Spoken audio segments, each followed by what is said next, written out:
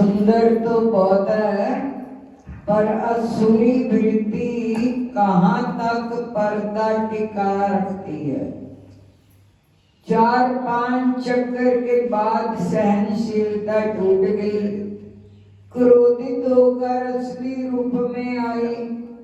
भयंकर राक्षसी का रूप लेकर सीता जी की ओर दौड़ी। यहाँ महिलाओं की ओर ध्यान दीजिए।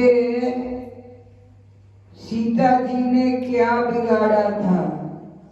मजाक किया, ऐसा शायद उसे लगा होगा। चक्कर राम और लक्ष्मण ने कटवाए। सीता जी पूरे प्रसंग में मौन थी। फिर भी आक्रमण सीता जी पर किया, क्योंकि अशक्ति को पता है कि जीवन रूप पंचवटी में भक्ति बैठी है, अतः शक्ति को स्थान नहीं मिलता। इस भक्ति को उठाऊं, समाप्त कर दूं तो मुझे स्थान मिलेगा। सीता जी पर प्रहार करने गई, राम जी ने देख लिया। लखन जी को आवाज लगाई, लखन भी तैयार थे। महाराज, इशारा काफी है। लखन जी ने कहा, राम बोले इधर आओ। शूर्पणखा ने सोचा कि पानी ग्रहण के लिए बुला रहे हैं। जैसे पास आई, लक्ष्मण अति लाघव सो नाक कान बिन कीन। एकदम बाल पकड़कर अपने तेज शस्त्रों से शूर्पणखा के नाक कान काट दिए। आप सोचिए, लक्ष्मण जी सामान्य व्यक्ति थे कि नाक कान काटने का काम करें, वह भी एक अबला के नाक कान। रघुवंशी शूरवीर काट सकता है। दिमाग में ठीक तरह से समझ नहीं आया। किसी स्त्री के नाक कान काटना गौरवपूर्ण बात नहीं है। ये तो रघुवंशी है, वंश की मर्यादा ऊंच है। हाथ पैर काटने थे, अशक्ति भटकनी बंद हो जाती, पर नाक कान ही काटे। हमें सब का अनुभव है, हम चिंतन नहीं करते। अशक्ति, मोह और राम सर्वप्रथम नाक और कान से होते हैं। आंख बाद में आती है। कोई व्यक्ति तैयार होकर पास से निकले तो सुगंध नाक में जाती है, तब उसके प्रति शक्ति हमारे अंदर शुरू होती है। कौन निकला है, देखने को इच्छा प्रबल हो जाती है। कोई निकले और उसकी आवाज हमें सुने, उसे देखने का कर्षक हमारे अंदर जागृत होता है। तुलसी जी दर्शन में अशक्ति की शुरुआत नाक एवं कान से करते हैं। देखने की बात तो बाद में आती है, बोलने की बात भी बाद में आती है, स्पर्श की बात भी बाद में आती है। लखन जी ने नाक कान काट कर अशक्ति का मूल स्रोत समाप्त कर दिया। जो वैरागी होता है, अपना जीवन इसी तरह संवारता है। हाथ में नाक कान देखकर कहा, जा अब पंचवटी में आई तो जिंदा नहीं छोड़ूंगा। अबला है, इसलिए मृत्यु दंड नहीं देता। मानसकार कहते हैं, नाक कान बिन भई विकरारा। नाक कान के बिना विकराल बन गई।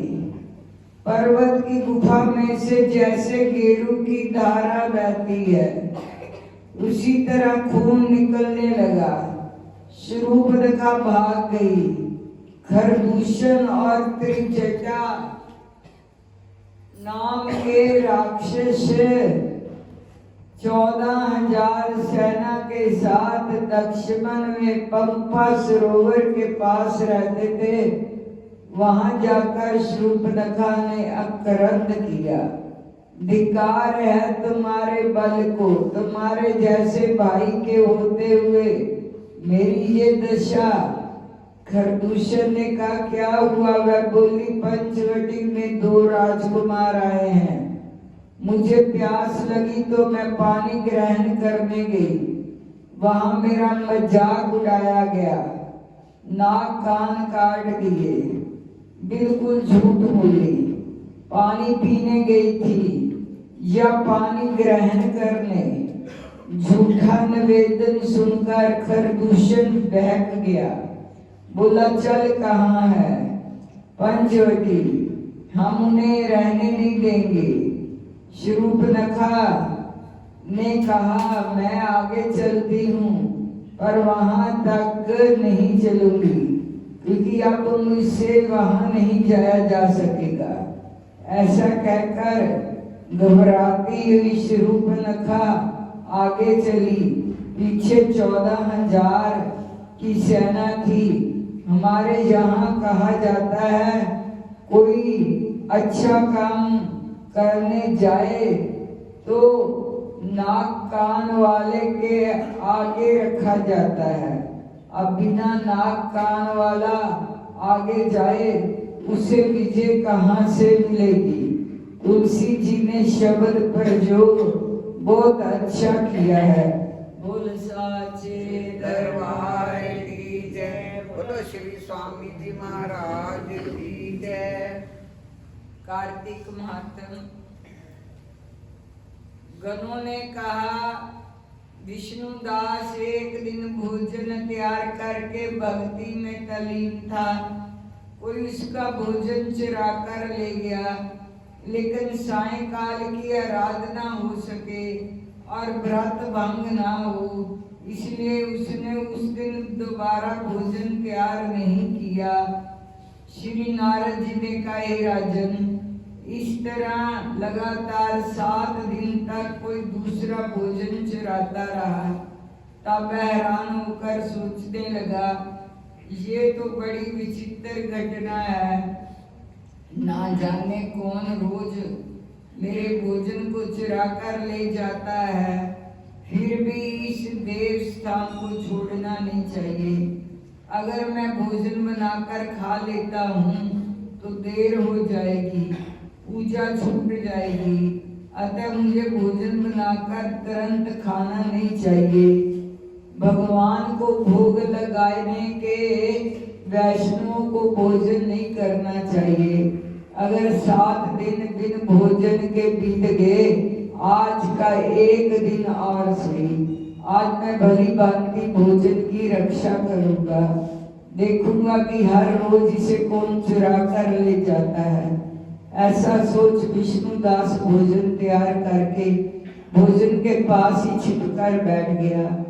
उसने थोड़ी देर के बाद देखा वहां पर एक चंडाल आया, जिसका शरीर बहुत दुर्बल था। उसके शरीर पर केवल चमड़ी ही चमड़ी दिखाई देती थी। जब वह चंडाल भोजन चुराकर चल दिया तो विष्णुदास ने उसे पुकारा, हे भाई, ये रूखा भोजन ले जाकर क्या करोगे? घी तो लेते जाओ। ऐसा कहकर वह श्रेष्ठ ब्राह्मण आगे को बढ़ा। विष्णुदास को अपनी ओर आता देखकर वह चंडाल तेजी से दौड़ने लगा।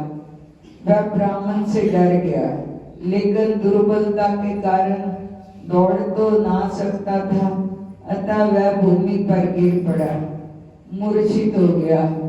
चंडाल को मूर्छित देखकर विष्णुदास लपक कर उसके पास पहुंचा और अपने वस्त्र से उस पर हवा करने लगा। उसके बाद उसने जो कुछ देखा उसे देखकर वह आश्चर्यचकित हो गया।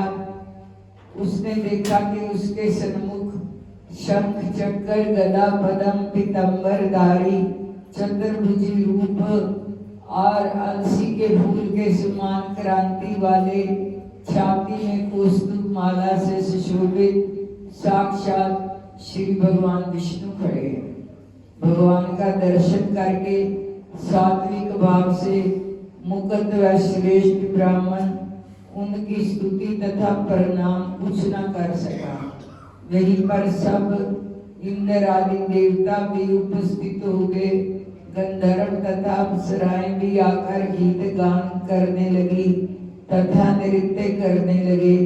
ब्राह्मण उन्हें प्रणाम करने के लिए उतावला हुआ। पूरी वहां संपूर्ण देव गंधर्व अप्सराएं आ गई। विष्णु भगवान ने अपना स्वरूप ब्राह्मण को प्रकट कर उसका लिंगन किया। दिव्य विमान में बिठाकर उसे वैकुंठ ले गए। दिव्य विमान में ब्राह्मण को विष्णु के साथ जाते हुए चोल राजा ने भी देखा। उसने अपने गुरु आचार्य मुद्गल को कहा, मैंने जो यज्ञ आदि किए वे सब व्यर्थ हुए। जितनी दान दक्षिणा मैंने ब्राह्मणों को दी वह असफल हुए। विष्णु भगवान के दर्शन नहीं हुए। विष्णुदास ब्राह्मण ने केवल श्रद्धा से भक्ति की। उसके प्रभाव से विष्णु भगवान ने आकर उसको दर्शन दिए। इसलिए भक्ति ही सर्वोपर है। मुझे भगवान के दर्शन के लिए राजकाज त्याग कर भक्ति करनी चाहिए। राजा के कोई पुत्र न होने के कारण अपने भांजे को राजगद्दी का अधिकारी बना दिया। आप विष्णु भगवान की भक्ति करने लगा। बहुत काल तक भक्ति करने के बाद भी विष्णु ने दर्शन नहीं दिए तो वह अग्नि कुंड में कूद पड़ा। अग्नि में प्रकट होकर विष्णु भगवान ने राजा को गोदी में उठा लिया। कहा, मैं तेरे त्याग और भक्ति से बहुत प्रसन्न हूँ। उसका लिंगन कर उसको दिव्य विमान में वे अपने साथ बिठाकर वैकुंठ में ले गए। विष्णु जी ने अपने समान रूप वाले ब्राह्मण को पुण्यशील और राजा चोल को सुशीला नामक देकर दोनों को अपने द्वारपाल बनाया। बोले साचे दरबार की जय।